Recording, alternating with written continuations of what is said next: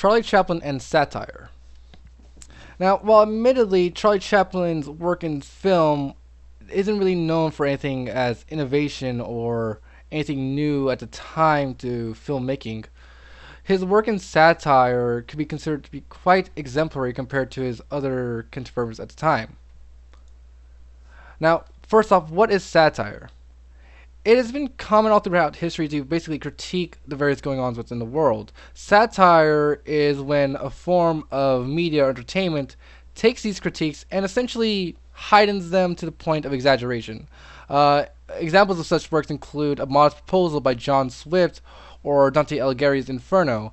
A Modest Proposal by John Swift was made in response to a basically lax form of government control regarding an outbreak of famine. Pretty much, nobody could eat. So, as a joke, John Swift pretty much made a book where the idea was, if you can't eat, you just eat your baby. Now, of course, nobody would, of course, do such a thing, but it pretty much showed the flaws of government at the time, and that people would be forced to do such a thing as basically infanticide.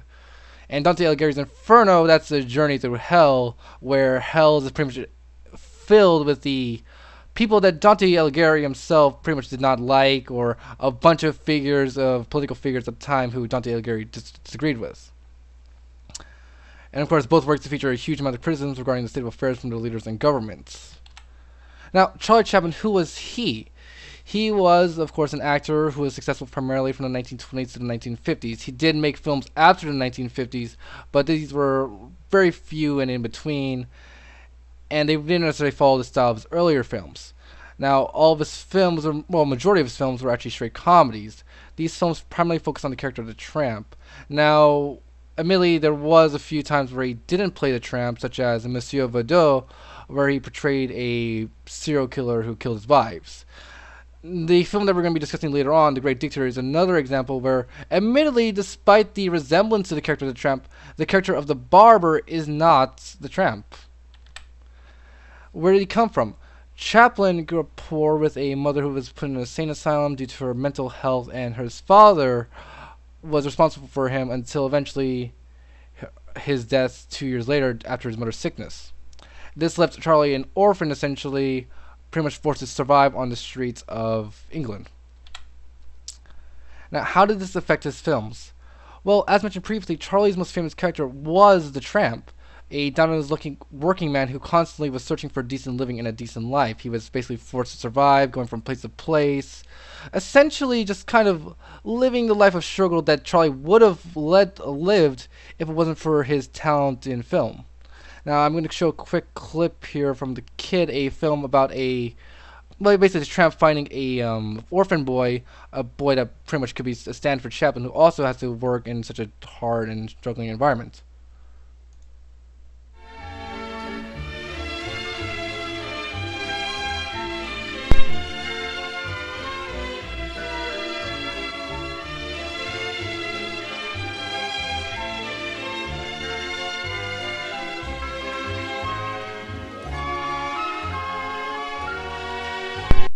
Now, as you can see from this film, the character of the tramp, and essentially Charlie's character, is one that is very kind and very caring towards people, despite the rough circumstances surrounding his life. World War II and Charlie. During the early days of World War II, Charlie had to constantly deal with much comparison between himself and Hitler. Now, these remarks were physical in nature and basically had no basis. Most of it boiled down to the similar mustache between the two. However, Chaplin had a huge amount of dislike for the dictator and wished to make his feelings clear in the film. Now, in this scene, Charlie's character is both the character known as the Barber and Emperor Hinkle, a character who is, in all but name, Hitler himself. Charlie portrays him as a man that is constantly obsessed with his own ego and trying to basically make himself feel superior to everyone else. And we see this through the usage of the chairs and how Charlie's constantly trying to get himself to be looking down at his political ally / rival. In the palace I have a barber shop. Is that so? Mm-hmm. Yes. That also has glass walls. You don't tell me. Oh, yes. With goldfish swimming inside. Wait a minute. Goldfish swimming inside of the walls? Mm-hmm. How do you feed them? You can't, they're all dead. That's why I'm building a new barber shop. Very interesting. Yeah. Very interesting. You like it? Now, as we can see from this clip, Charlie portrays the character of Hinkle as a buffoon, in all, essentially.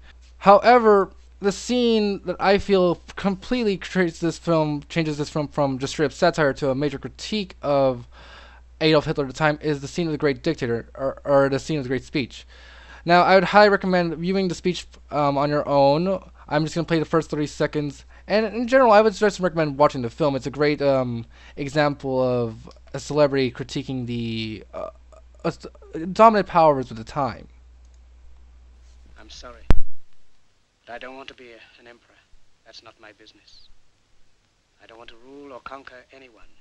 I should like to help everyone if possible. Jew, Gentile, black man, white. We all want to help one another. Human beings are like that. We want to live by each other's happiness, not by each other's misery. We don't want to hate and despise one another. In this world, there's room for everyone, and the good earth is rich and can provide for everyone. Now, using that speech, essentially he was basically putting a bunch of holes in much of Hitler's reasons for starting the war in the first place. Many have felt that the book Mein Kampf, this film was essentially a response to that book. Now, where can we see this today in modern day society? The interview and the Great Dictator are both such examples of satire.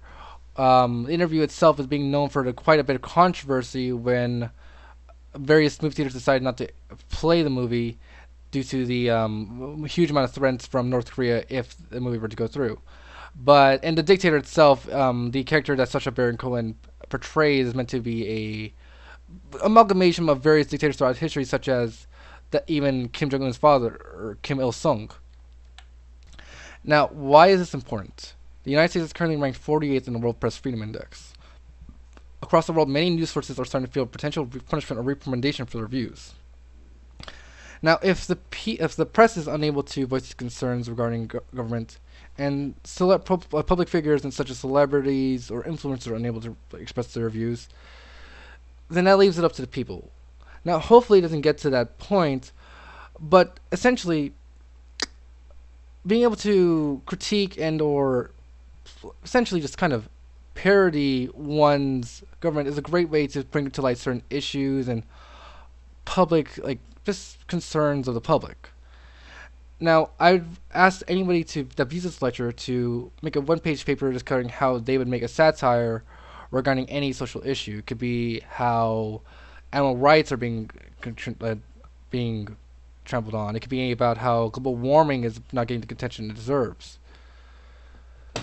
And frankly, just to take away from this, that how Charlie Chaplin, even back then, in the 1920s, during a very different period in America's history, was quite capable of pretty much just making his views known and making his views felt all the way to the modern day.